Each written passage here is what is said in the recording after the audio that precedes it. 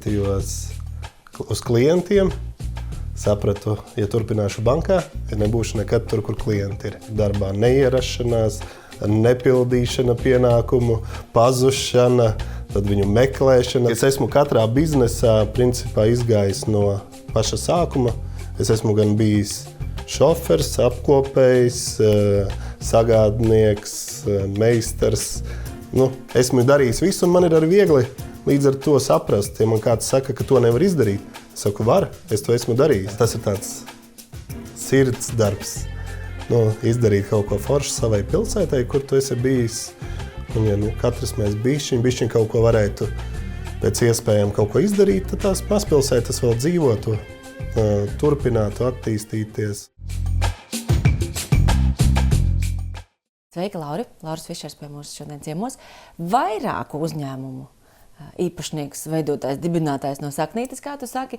Un man jau īpaši uzrunāja, kādēļ es tevi aicināju, tavs stāsts par tavu jaunāko uzņēmumu, pie kura mēs droši vien arī nokļūsim, ja, tā pamazām, lai paliek vēl tīzerītim. Ja tu vari ievadīt mūs, kā tu vispār nokļuvi līdz tam, ka tev ir uzņēmums, un ne tikai viens, bet vairāki? Kā tu kļuvi par uzņēmēju? Sveiki, jā.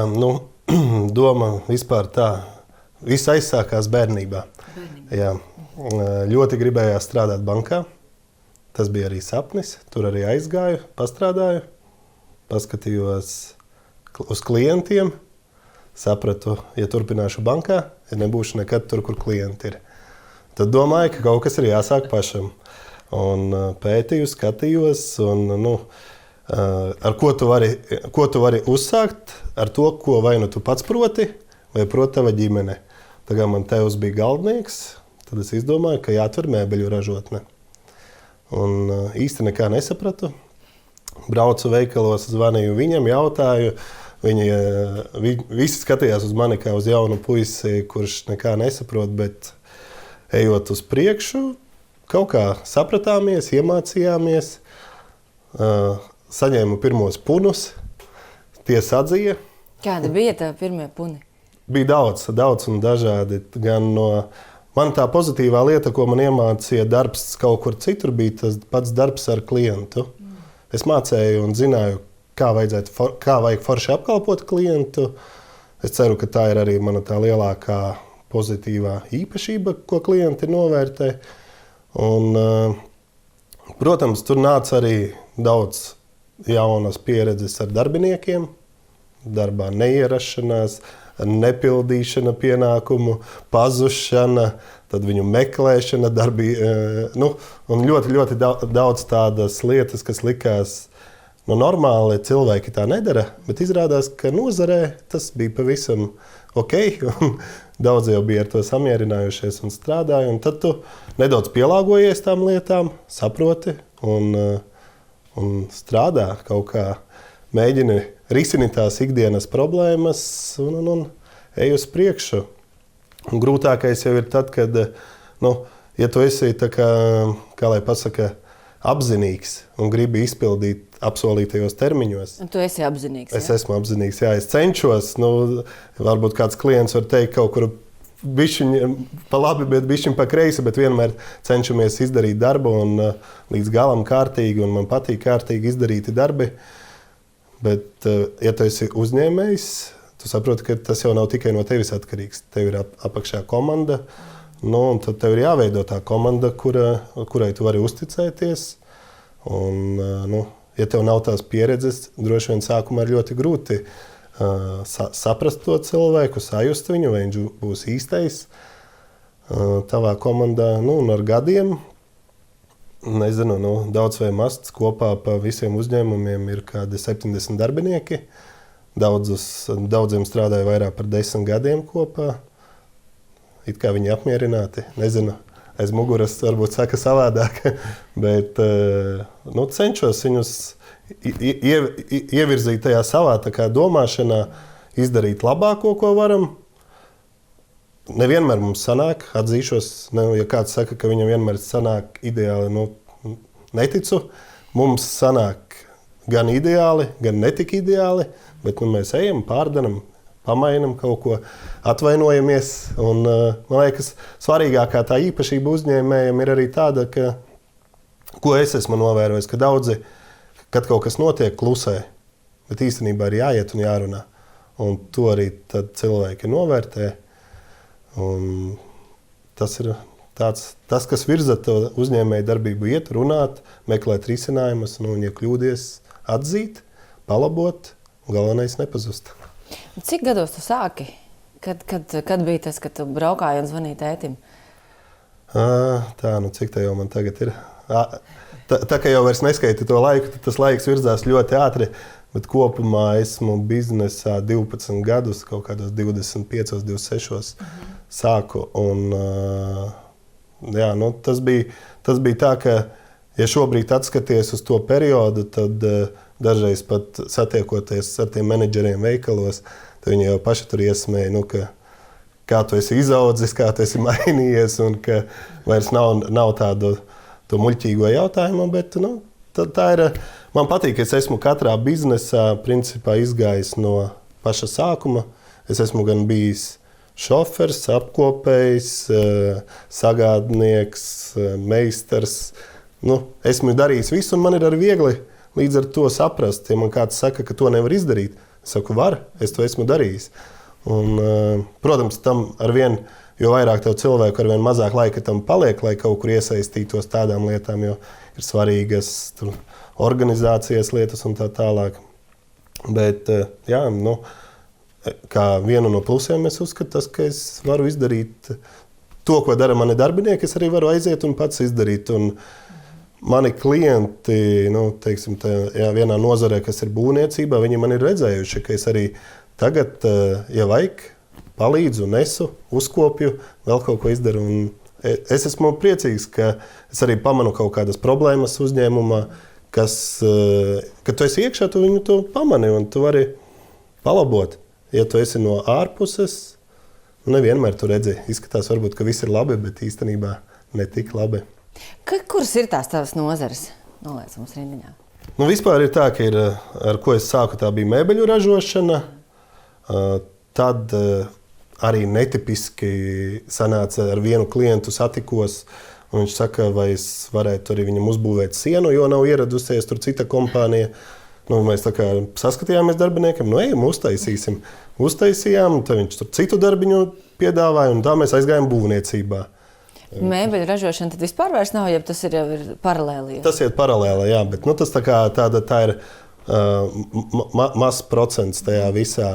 Un tad mēs sākām būvniecību, tā ir, tagad tā lielākā nozare, kurā es strādāju. Paralēli es kāpēc izdomāju, ka man vēl ir nepieciešams transports, kurš brauc uz Eiropu un ved kravas, un arī tā joma bija pilnīgi sveša, bet likās, ka jāpamēģina. Kā tas notiek? Šitā tagad iepauzē. Tev jau ir izaudzis uzņēmums, būvniecības uzņēmumu, kolosāls stāsts, uztaisīt sienu, kāpēc gan ne uztaisam sienu? Ja? Kā tas notiek? Kurā mirklī tev ienāk prātā, taisīšu tagad arī transportu? Nezinu, varbūt tas ir tāds uzņēmējiem tāds gēns, ka vajag kaut ko mēģināt visu laiku, kaut kas jādara. Un tagad tu esi kaut kādā vienā nozarē, kaut kur jau sasniedzis kaut kādu stabilitāti, tad tev tā kā liekas, paliek garlaicīgi, gribas kaut ko jaunu. Un tad tu skaties, ko tu varētu, kaut ko pamēģini jaunu. Pēc tam domā, kāpēc es to darīju. Bet esi jau pamēģinājis, tev jāturpina, jāiet uz priekšu, jācīnās. Un, vairāk tāds tā kā azarts. Azarts kaut ko uzsākt jaunu. Ir man arī tur bijuši citi biznesi, kas nebija tik veiksmīgi, bet, kā es vienmēr saku, katrs neveiksmīgs biznes ir ļoti labs mārketinga izdevumi. Tu vienkārši esi kaut ko pats iemācījies, kaut kur varbūt iepazinies, kaut ko ieguvis. Tajā pašā kā par to sienas izbūvi, aizgājām, uzlikām mēbeles, bet beigās uzbūvējām sienu. Un tas aizveda līdz tam, kad tu sāc kaut ko citu darīt. Un tā mēs arī novirzījāmies. Pat ne tā, varbūt ne aiz garlaicības, bet aiz kaut kādas dzīves tāda dzinuma. Izdomāju, ka jāpamēģina alu ražot. Jā, tā ir jaunākā nozara, kurā tu esi nokļuvis. Vai tev ir kādas priekšvēsture ar alu tur? senču recepti, kuru tu, un tāpēc tu izlēmi darīt alu, jeb kā tu līdz tam nokļuvi? Nav, un mēs arī tagad, kad mēs kopā ar kolēģiem domājām, alus darītava atvērās pavisam nesen, 31. maijā, un domājām, vajag kaut kādu stāstu. Īsti nav stāsta, jo tas viss bija vienkārši, bija kaut kāds nopelnīts kapitāls, likās, vai viņu tur izņem dividendēs, samaksā valstī naudiņu, vai arī turpini attīstīt, kaut kur ieguldīt, kaut kur citur. Un tad vienkārši izdomājam, ka jāiegulda alus darītavā. Ja godīgi, es pat neesmu tāds super alus baudītājs. Es pat nezināju, es īsti viņus zināju gaišais alus, tumšais alus, un tas arī viss. Tagad es, protams, zinu, tur ir daudz alus veidi, kādi veidi, un tā arī jauna zinātne man. Un man tas ir interesanti. Protams, es nezinu, cik tas ir interesanti manai ģimenei, jo atkal es tur nedaudz noņemu no viņu ikdienas rūpēm par viņiem. Bet jā, pilnīgi negaidīti izdomāju, ka jāsāk ražot alus, un aizgāju alus ražošanā.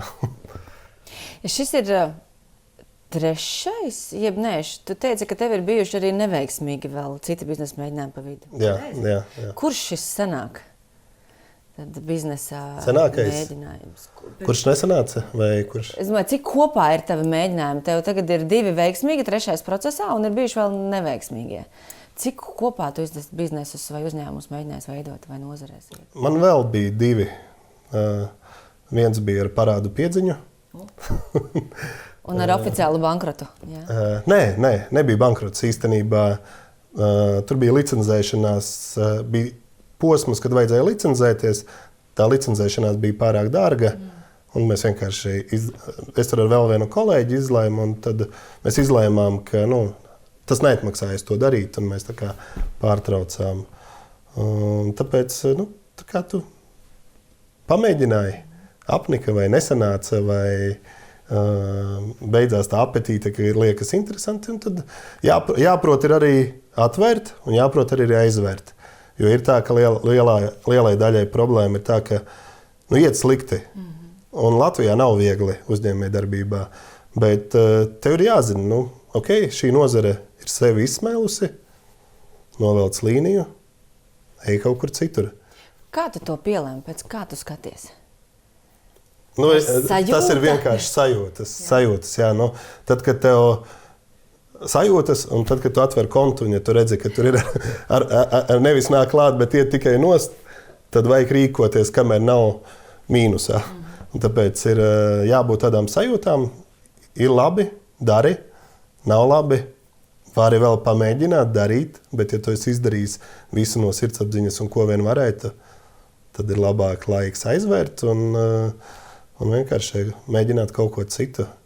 Protams, man tā nebija. Man tas bija kā arī paralēls vēl viena mēbeļu ražošanai tajā laikā.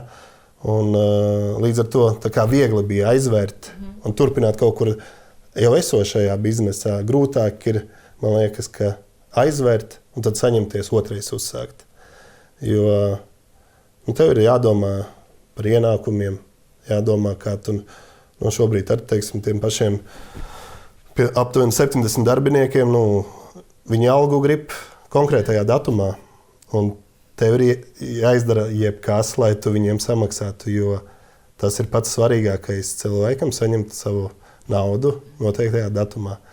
Tad paliek tā uzņēmēja domāšana, kā tu to izdomā, kā tu atrodi, kā tu samanedžē, lai tā nauda vienmēr būtu, lai cilvēki būtu apmierināti, un jo viņi būs apmierinātāki, lielāka iespējamība, ka arī viņi pie tevis strādās, ka viņi tev pienesīs to pievienoto vērtību uzņēmumam, un viss būs labi. Tu esi piedzīvojis to, par ko daudz uzņēmēji nevēlas runāt, vai kautreiz, vai citreiz pat es dzirdu vārdu kauns runāt par to, ka jā, es esmu veidojis kaut kādu ideju vai uzņēmumu, un man nav sanācis. Kā tev tas bija? Vai tev arī tajā visā pavadīja emocijas? Nav sanācis, es esmu neveiksminieks, kungs, es briesmīgi vai kauns, vai kaut kas no šī, kas kādreiz ir klātsošs, jo tomēr es teicu, tagad mums būs te un tagad aiziet, un tomēr viņš sagrūst. Jeb tev, no tavas pieredzes ir tomēr izveidojis tas rūdījums, un tu kaut kā savādāk skaties, tu vairāk neskaties uz to, kā izdevās, neizdevās, kauns, nav kauns. Droši vien, ka ir kaut kāds tāpat, teiksim, arī ar alus darītavu šobrīd ir tā, ka alus darītavai nosaukums ir Fišers. Tieši tas ir mans uzvārds. Un tā kā man ir jādara viss, lai viss būtu labi. Teiksim tā, kur tu esi pats ļoti iesaistīts, teiksim, ar savu vārdu, uzvārdu vai atbildību. Un, protams, ir kaut kas nesanāk, veidojas kaut kāds iekšējs kauns, bet es nekad to neesmu uztvēris kā kaut kādu problēmu, ja nesanāk. Es tieši to uzskatu, nesanāca, labi. Ko mēs no tā ieguvām? Ko mēs iemācījāmies? Jā, sapratām, nepareiza nozare, nepareizi aprēķinājām kaut ko, bet to jau mēs ieguvām kā dzīves pieredzi. Man bija arī, nepieminēju, es attīstīju vēl kā viens no biznesiem bija aplikāciju. Aplikācija, kas bija saistīta tajā laikā, neatceros pirms kādiem 8, ar Bluetooth.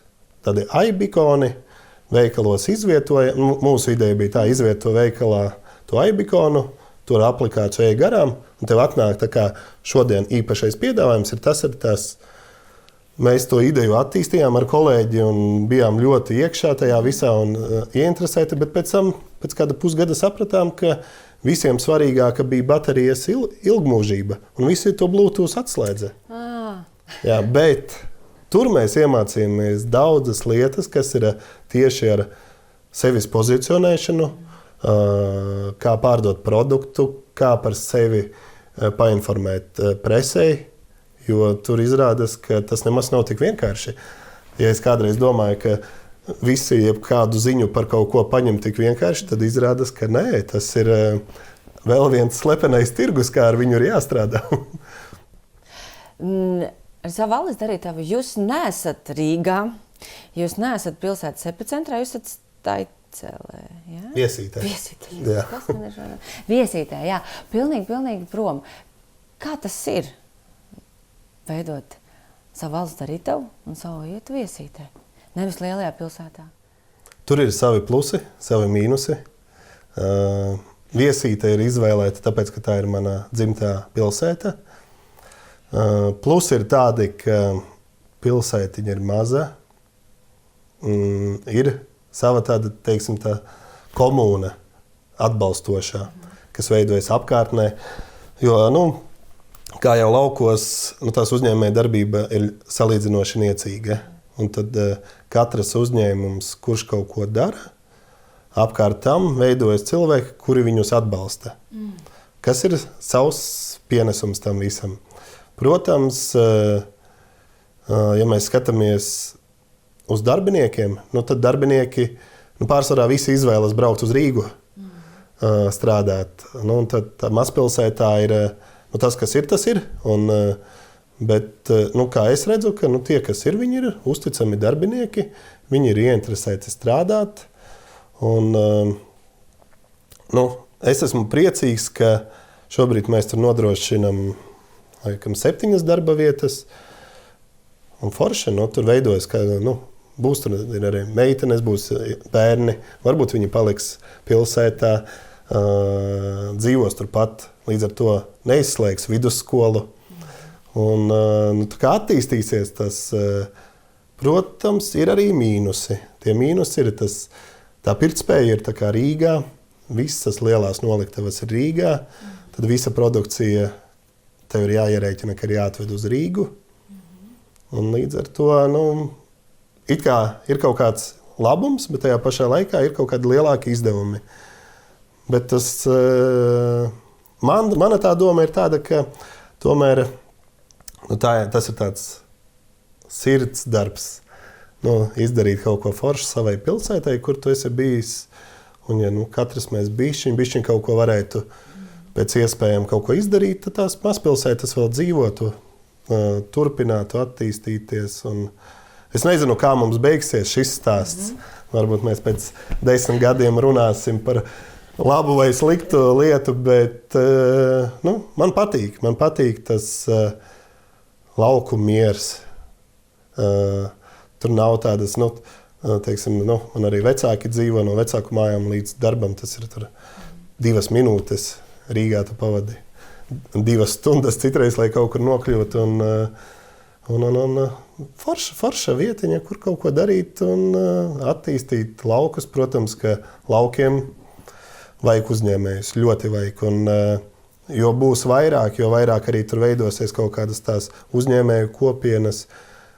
Bet tur ir jāstrādā valstiski, lai palīdzētu tiem uzņēmējiem. Es nezinu, kā to izdarīt, bet es teiktu tā, ka jaunam uzņēmējam tur pašvaldībai vai valstī 3 gadi ir jāpalīdz, lai viņš tā kā attīstītos.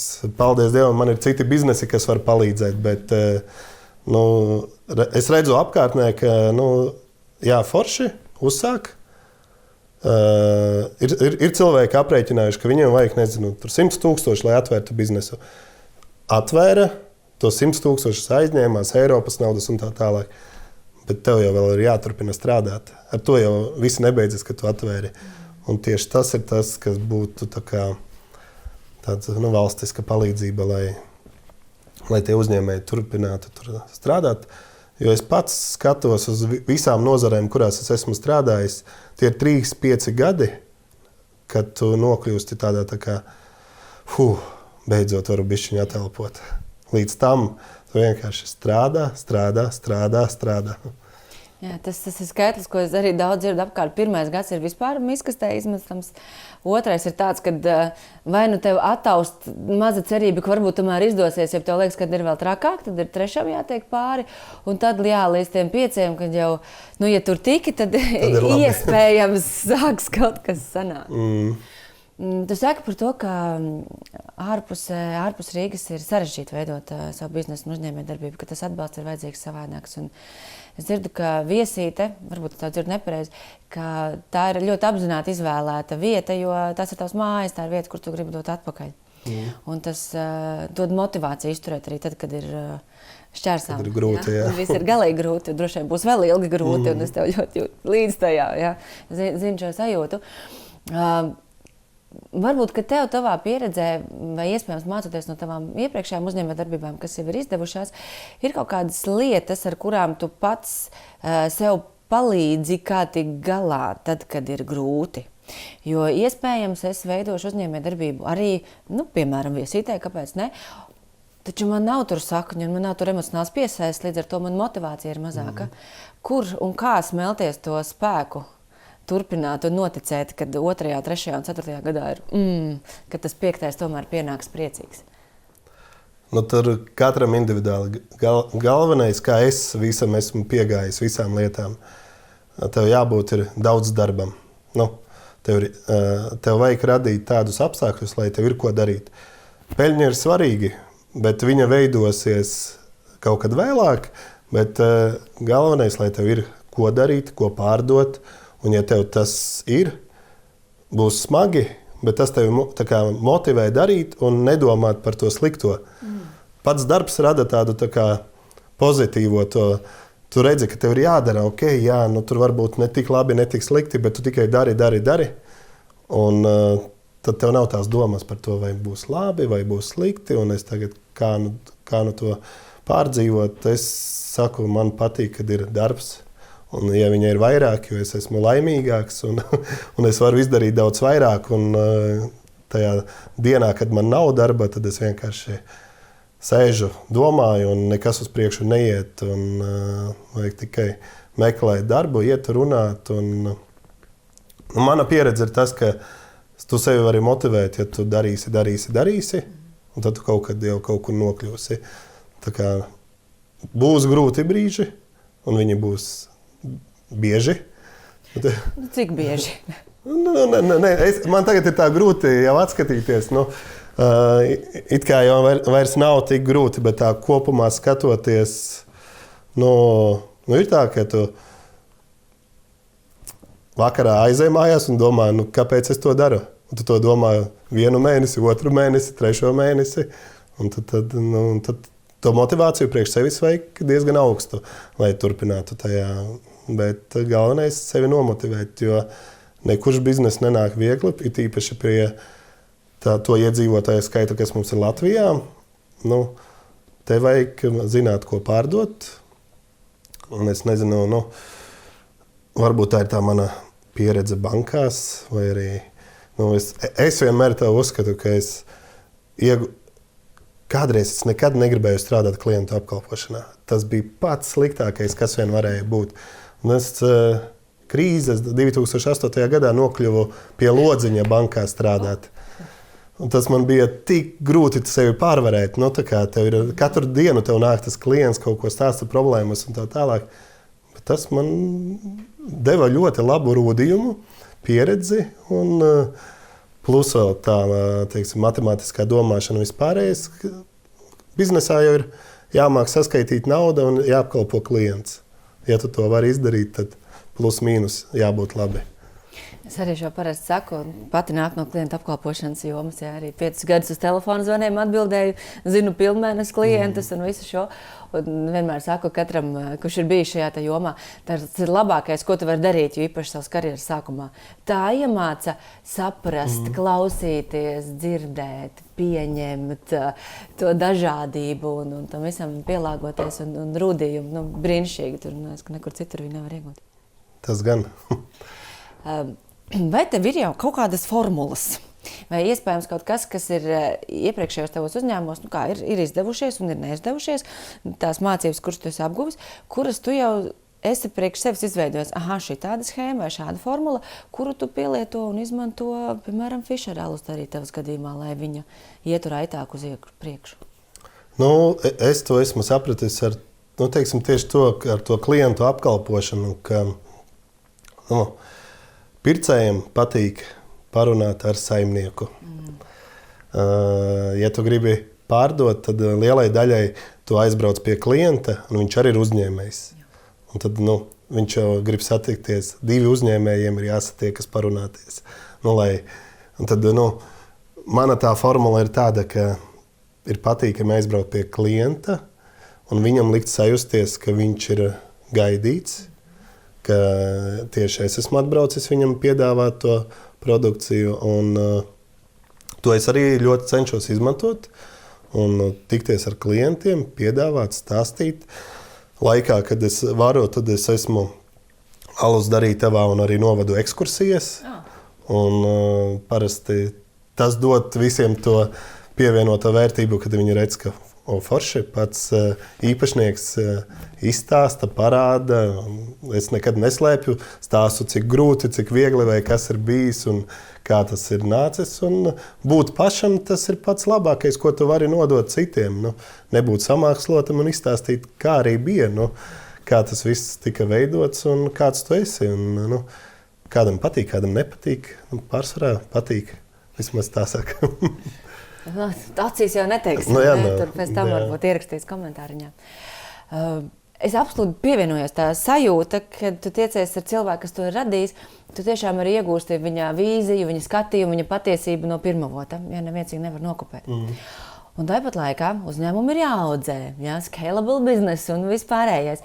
Un tev nākas kaut ko no šī deleģēt kādam citam.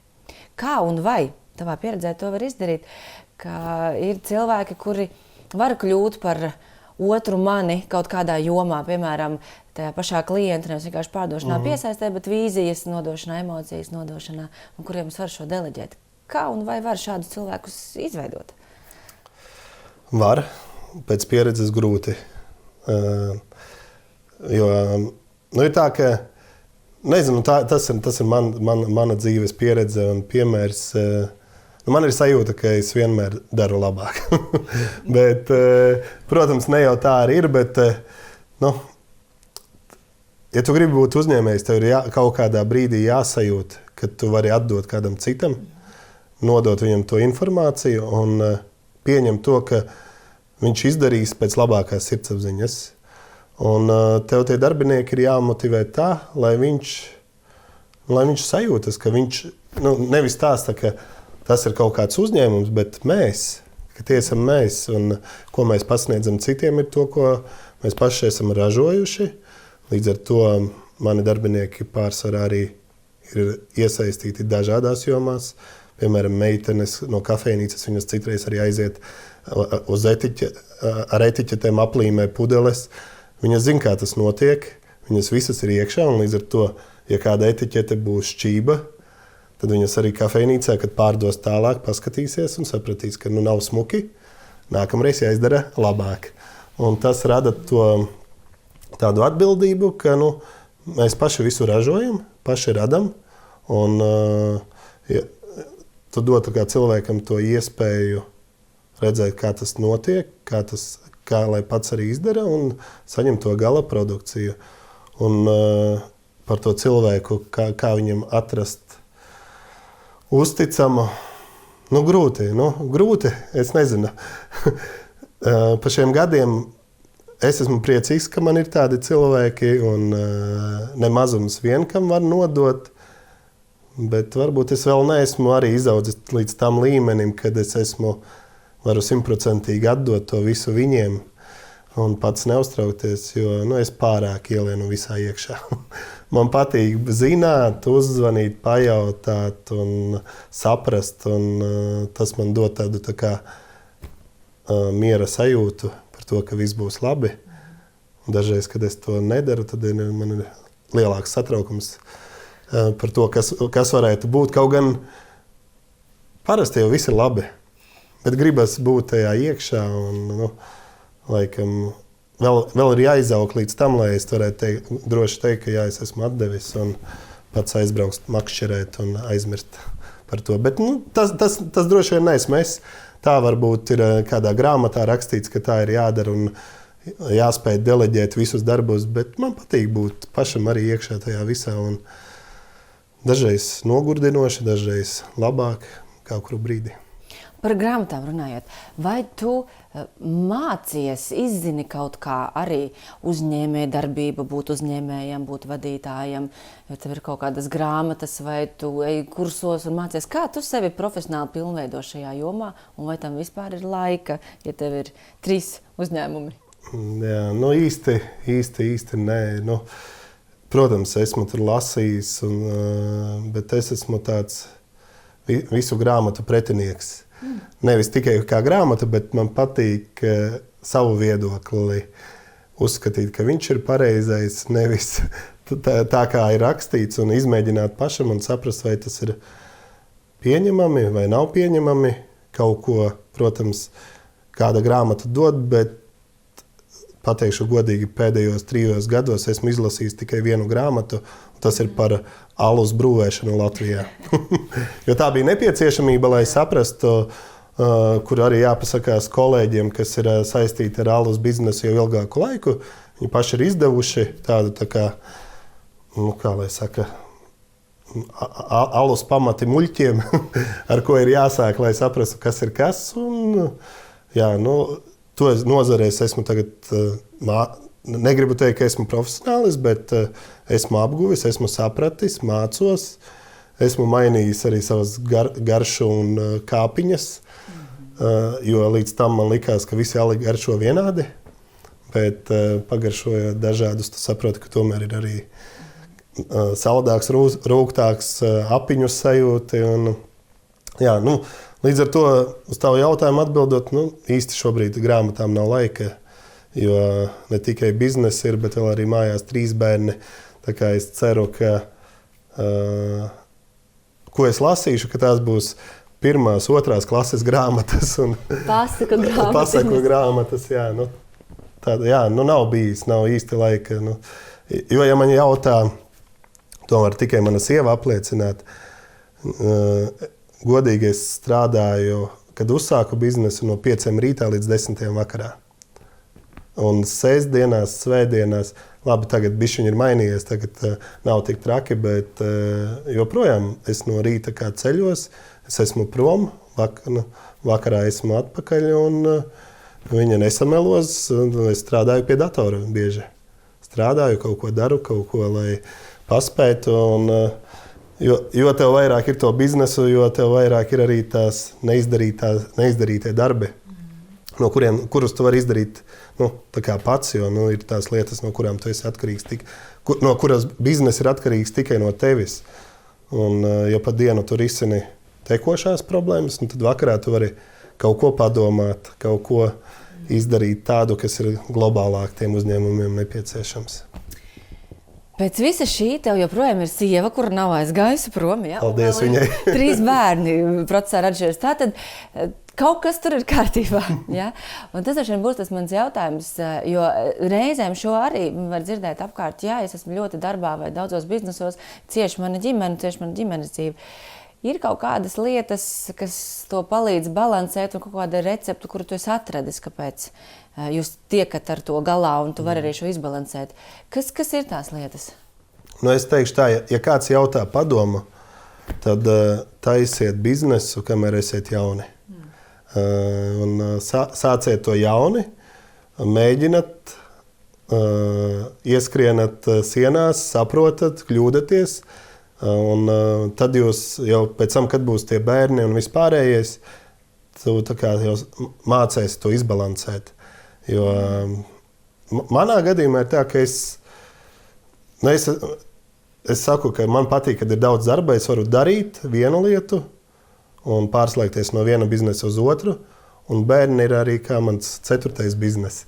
Kur man viņus vajag, es vienmēr saplānoju, aizvedu, paņemu un pulciņi un tie paši brīvie brīži brīvdienās, bet viņi ir arī pieraduši. Viņi zina, ka teicis sestdienā no rīta pieceļas un kaut kur var aizbraukt. Un tad viņš atbrauc pusdienlaikā, aizbraucam uz zooloģisko dārzu, kaut kur vēl. Jāprot sabalansēt, biznesa ir forši, bet arī bērni un ģimene ir viena no svarīgākajām lietām. Līdz ar to tam vienmēr ir jāatrod laiks un jābūt tādam, kā mana motivācija ir tāda, man vienmēr bērni ir patikuši, un es vienmēr domāju, kā es gribētu, lai tie bērni sajūt ko viņi grib sajust no manis, un tad es viņiem cenšos to sniegt, jo, ja godīgi, mans tēvs bērnībā arī visu laiku strādāja. Un mans lielākais sapnis bija, lai viņš būtu tā kā mājās sestdienā un strādātu, un nevis strādātu. Bet, un tāpēc es atceros, un es cenšos vienmēr saviem bērniem tās sestdienas, cik varu maksimāli veltīt. Protams, viņi droši vien kaut kad teiks, ka tāpat es daudz strādāju. Kaut gan man liekas, ka tās 3 stundas sestdienā neko nenozīmē, tas ir tik maz. Un balansu var atrast, un vajag vienkārši nenoslēgties tikai biznesa vai tikai ģimene. Vienmēr tur ir iespēja balansēt, un ir jābūt arī saprotošai sievai vai vīram, kurš pielāgojas. Kaut kur ir labāk, kaut kur ir sliktāk. Tajā pašā laikā, ja es joprojām strādātu kādā uzņēmumā, pie lodziņa, es pa dienu nevarētu palikt ar bērnu mājās vai aizbraukt. Tās ir savas priekšrocības, ko tā uzņēmēja darbība dod. Tāpēc ir plusi un ir mīnusi. Man brīnišķīgi domā tas, ko tu teici, ka vispirms uztaisīt to uzņēmēju darbību, ja, lai ietās, lai es saprotu, kas tur notiek, tad man atbrīvojas resursi pēc tam, tad, kad man jau ir ģimene aug un ir bērni, kas arī ir jāveido, un viņi arī aug un viņi ir jāiepazīst. Ja tas viss notiek vienlaicīgi, tad ir droši vien grūti, tad emocijas iet paukš. Bet ja viena daļa jau ir sakārtot, un es zinu, kā šo te jau ielikt iekšā, tad tas ir daudz vieglāk. Jo pirmie gadi bija tā, ka es atceros, meita auga, un it kā tu esi visu laiku aizņemts. Un tev tagad tur jābūt, un tur jābūt. Un tad tu tā kā domā, kas ir prioritāte. Un, ja tu spēji tā kā abiem dot, varbūt tu nevari abiem dot 100% tā kā labumu. Bet būs vienmēr bišķiņ kāds kaut ko cietīs, bet vajag izbalansēties, un tad iegūst abi, gan uzņēmums, gan ģimene. Un, mans padoms sākat pēc iespējas ātrāk, bet neizmirstat, ka jāveido ir arī ģimene, jo man arī ir kolēģi, draugi, kas ir izveidojuši uzņēmumus un salīdzinoši veiksmīgus, bet nav paspējuši izveidot ģimeni. Tā kā, lai arī kā daudziem liktos, ka biznesa ir forši, bet es redzu viņu acīs, ka tomēr viņi to ģimeni grib, bet jau ir grūtāk jau to kļūstot vecākiem to izdarīt. Jā, ir svarīgi, ka tu vari aiziet mājās un ir kāds, kam kaut vai izstāstīt, kā tā biznesā gājis, vai ne? Kā tu teici, pateikt sievai, klausies, iedomājies ar kādiem jautājumiem man zvana. Jā, man sieva ir tā, ka viņa, lielāko daļu vakara viņa klausās, es viņai atstāstu, kā ir gājis, un senāk viņa ļoti brīnījās par to visu, bet tagad jau viņa ir pieradusi, un viņai vispār nekas neizbrīna, kas notiek biznesā, cilvēku galvās, un tā kā piedzīvojumu daudz ir bijis. Kā tev šķiet, kas ir tie lielākie stereotipi par biznesu, ko cilvēki, kas nav uzņēmējdarbībā, pat nenojauš? Man liekas, ka visi uzreiz domā, ka ja tu esi biznesmenis, tad tev ir daudz naudas, viss notiek ļoti labi, un varbūt arī kaut kādā veidā tā mūsu iepriekšējā, negribas tā teikt, bet tā kā valstiskā nabadzība ir izveidojusi to, ka, ja tu kļūsti par uzņēmumu, tad tev uzreiz vajag labu mašīnu, un tas tā kā rada tavu statusu. Bet īstenībā tas ir tikai stereotips. Un visi, kas man ir paziņas vai draugi un kas ir biznesā, viņi saka, ja būtu iespēja, viņi to darītu otrais, bet tas ir bijis ļoti smagi. Tā uzņēmēja darbība un tā vide tevi veido tādu visu laiku stresa situācijā. Visu laiku, jo tev ir daudz problēmu. Un tās droši vien rodas, jo tur ir arī iesaistīti cilvēki, darbinieki, kas viņas veido. Tad tev tas ir jārisina, un tu esi tā persona, kas ar to nodarbojas. Tu pat vairāk neesi uzņēmējs, bet teiksim tā, labs uzņēmējs ir arī labs psihologs.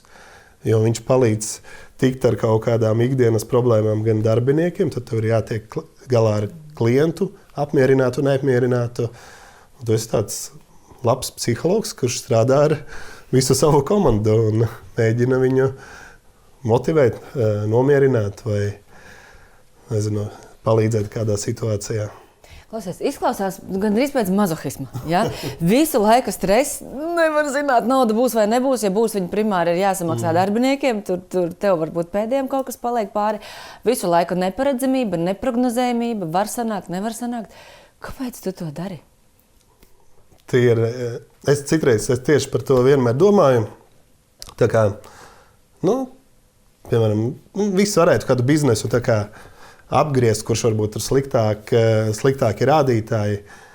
Bet man ir tā, ka man tie cilvēki strādā ilgus gadus. Es viņus pazīstu, es zinu viņas katra lietu. Un tā kā viņi izveidojušies nedaudz kā ģimene. Tad tu domā, ka žēl viņa, ko viņš darīs, nabadzīgs. Gan jau atradīs kaut kur citur to darbu, bet tu esi tādā ģimenes. Man ir tie uzņēmumi, visi ir tā kā tādi ģimeniskie. Es cenšos viņu, lai būtu, lai es zinu visus darbiniekus pēc vārda, uzvārda, zinu, kas viņu cik bērnu, ko viņi dara un kur ir viņu tādas, ar ko nodarbojas brīvajos brīžos. Protams, ka ik pa laikam iešaujas tā doma, kāpēc man sevi tik ļoti mocīt. Bet tur ir arī savi tā pozitīvās lietas, ko tu iegūsti. Saku tā, varbūt tāda kā neatkarība, ka tu pats vari izlemt, šonedēļ mazāk strādāšu, arī mazāk saņemšu. Citreiz pastrādāšu vairāk, saņemšu vairāk. Un man patīk tas, ka tu pats esi sava tā kā pats nosaki to rezultātu, kāds viņš būs. Un tas tev rada tādu, kad es jau varbūt tikai saku, ka ir daudz to negatīvo brīžu, bet īstenībā tas viens pozitīvais tajā mēnesī atsver tos visus negatīvos. Un tad tu esi iegūsti tās emocijas, kas pietiek tev, teiksim, nākamajiem 2 nedēļām. Tu teici, ka tad, kad viesītē atvērāt Fischer alus darītavu, ka vietējā kopiena, vietējā cilvēki ir kaut kas, kas bija tas, un ka joprojām ir, kas ir ļoti atbalstoši. Ja es tagad izvēlētos atvērt uzņēmējdarbību principā droši vien nav nozīmes kādā nozarē, savā mājas ciematā vai vietā, kur esmu bijusi vai augusi. Kas ir tās lietas, kuras tu man ieteiktu darīt, lai tiešām iegūtu šo kopienas atbalstu? Es eju viņiem stāstu, vispirms mums ir tikšanās kultūras namā, kad es tagad vēršu vaļā, vai tas ir caur paziņām, mutes mutē. Kā veidot, kā iegūt to kopienas atbalstu? Jo ārpus Rīgas, jā, reģionos, mazajās pilsētās ir diezgan svarīgi, vai kopiena tevi pieņem. Mums bija tā, ka, protams, man tur ir arī draugi dzīvo un paziņas, un es lielu daļu arī vietēju iedzīvotāju darba spēku iesaistīju, lai izveidotu alus darītavu. Un tad man palīdzēja personīgi ļoti daudz pašvaldība. Mēs gājām ar viņiem runāt, stāstījām, un tad pašvaldībai arī nāca pretī ar idejām, vai arī nekad nav bijusi problēma par kaut ko, teiksim, tur. Vai varam uzlikt norādes, ka būs? Pašvaldība saka, jā, varam. Ja līdz šim visi tā kā baidās no tām pašvaldībām, tad mana pieredze ir tāda, ka tev ir jāiet jārunā, jo iegūst īstenībā gan pašvaldība, jo ir pilsētas atpazīstamība, vai varbūt atbrauc kāds turists, izmanto vēl kādu pakalpojumu. Un iegūstam arī mēs, ja mums ir laba ar viņiem sadarbība, tad mēs apusēji veidojam viens otram kaut kādu ieguvumu.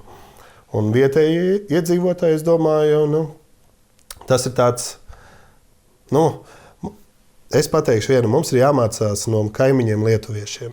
Pie mums brauc daudz arī lietuvieši, un es pateikšu tā, ka viņi ir ļoti izpalīdzīgi.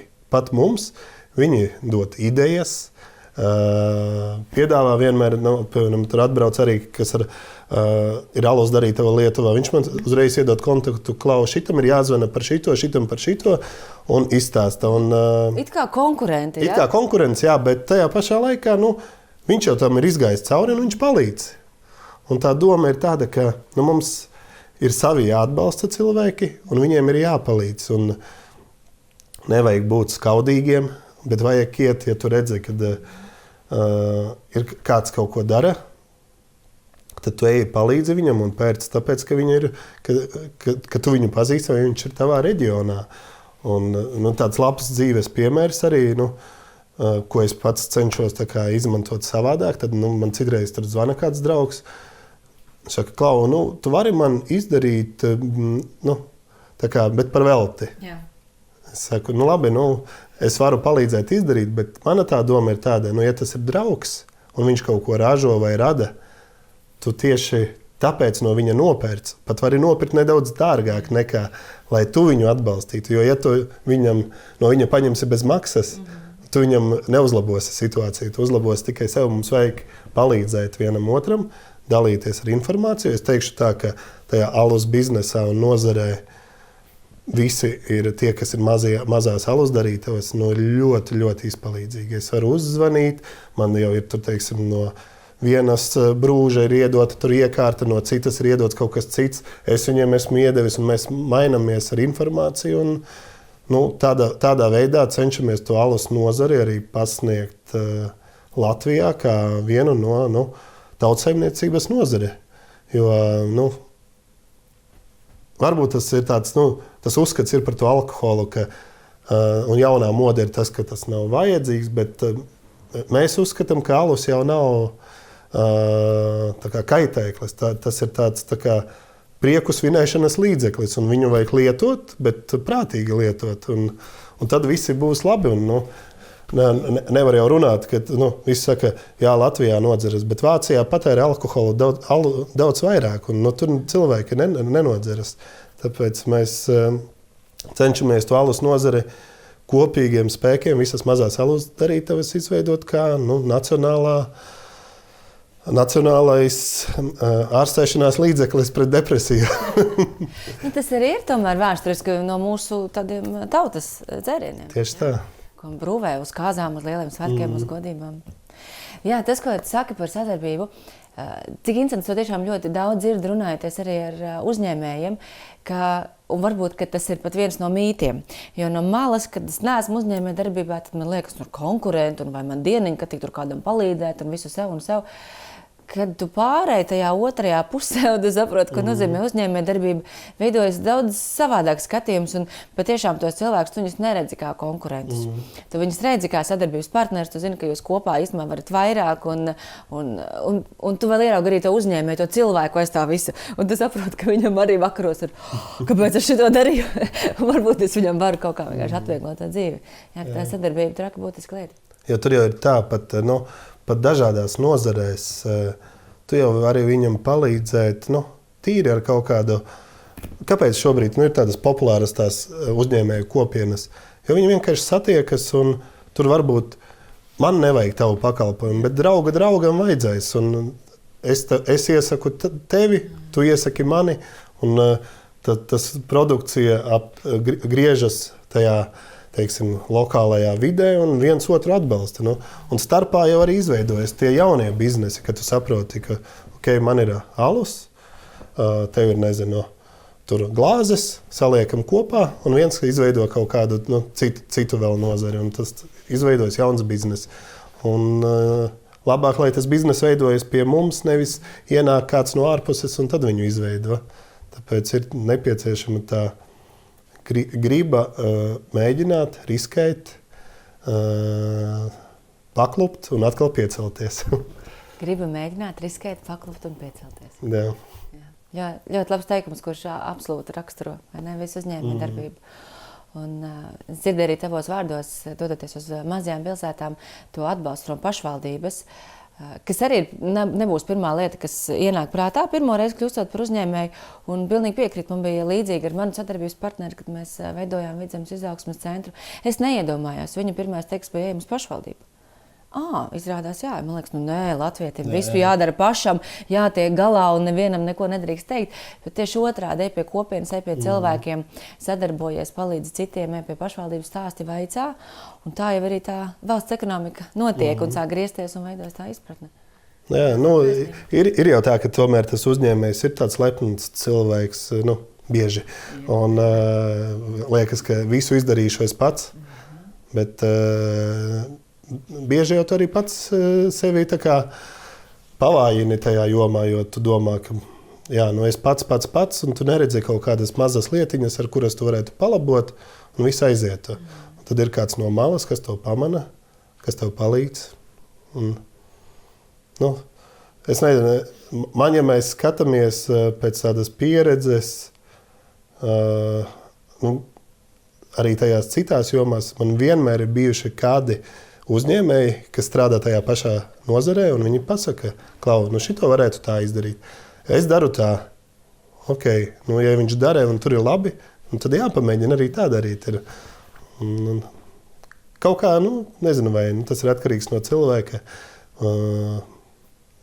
Es jūtu, ka mēs uzņēmēju kļūstam draudzīgāki, esam sapratuši, ka mums vienam otram jāpalīdz, un tas tā kā virzās uz priekšu, attīstībā, bet vajadzētu vēl.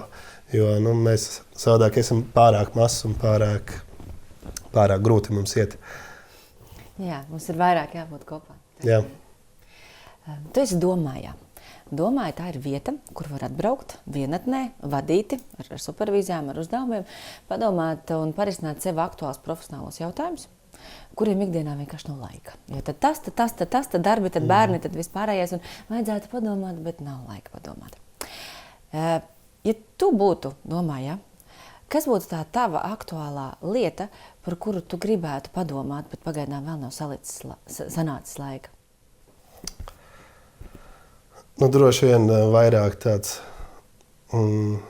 sevis tā kā izzināšana. Ir tā, ka tu dari. Bieži ir sajūta, ka tu dari visiem citiem. Ļoti daudz tā kā, rūpējies par citiem daudz vairāk nekā par sevi. Un jāpadomā ir tā, ka ir jācenšas, jāpalīdz, un biznesmenim nav cita veida, kā domāt par saviem darbiniekiem un vispārējo, bet arī nedrīkst aizmirst par sevi. Jo Man pašam ir tā, ka es dažreiz daru. Tad domāju, man tā vajadzēja pašam to, bet tam nekam nav laika, jo man tā ir jāizdara tam, tas, un jāatrod laiks ir arī sev. Tas ir svarīgi. Mans pēdējā laika hobijs, veids, kā es atslēdzos, ir mēs vienkārši ar draugiem braucam Eiropā ar močiem. Sieva netraucē, bērni netraucē. Un parasti ir ļoti grūti sarunāties, braucot ar telefonu. Tu esi vienkārši sevi un brauc un skaties ceļu kalniem un ļauj savām domām tā kā atpūsties. Protams, tu atgriezies atpakaļ, un tad tev ir liekas, kāpēc es atpūtos, jo ir sakrājušies daudz darbi. Bet tās mazās pauzītes dod tā kā sakārtot tās domas un redzēt kaut kādas vērtības vispār gan pasaulē, ģimenē, gan savā darbā. Paldies! Paldies par laiku! Atbrauc pie mūsu ciemos un dalies savā pieredzē, un paldies par sarunu! Paldies!